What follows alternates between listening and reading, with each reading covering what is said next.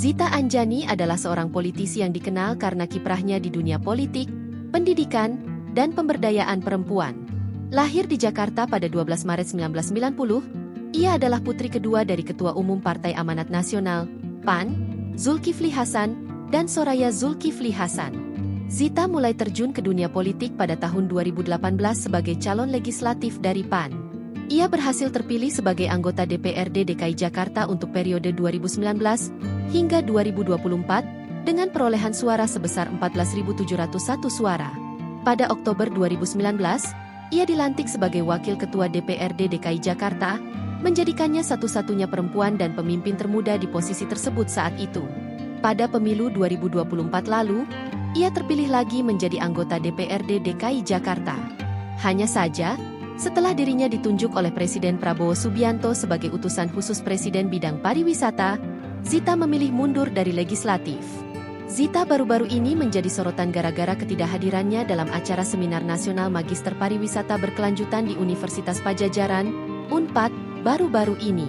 Hal ini kemudian memantik kekecewaan dari kalangan akademisi, hingga Ikatan Alumni Magister Pariwisata, Unpad secara terbuka mendesak Presiden Prabowo Subianto untuk mencopotnya. Zita sendiri telah menyampaikan permohonan maaf melalui unggahan di Instagram. Ia mengakui hal itu merupakan kekeliruan dirinya bersama tim. Saya bertanggung jawab atas kekecewaan yang timbul dan saya belajar banyak dari ini. Saya pribadi sangat menghargai semangat dan reputasi kampus Unpad, terutama kontribusinya dalam bidang akademik dan pariwisata, kata Zita, seperti dikutip dari Instagramnya pada Kamis, 11 September 2025. Selain itu, Zita juga ingin memberikan klarifikasi terkait unggahan dirinya yang sedang berolahraga di pusat kebugaran. Ia meluruskan bahwa postingan mengenai aktivitas olahraga merupakan foto lama yang terlambat diunggah.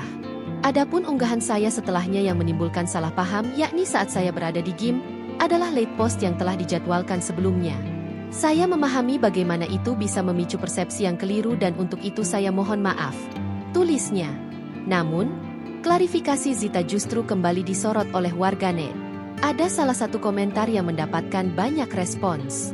Komentar itu menyebut tulisan klarifikasi Zita tampak seperti dibuat oleh ChatGPT. Terima kasih ChatGPT, tulis salah satu akun netizen. Sementara itu, Zita Anjani, utusan khusus Presiden bidang pariwisata yang kini disebut posisinya berada di ujung tanduk. Download Tribun X sekarang. Menghadirkan lokal menjadi Indonesia.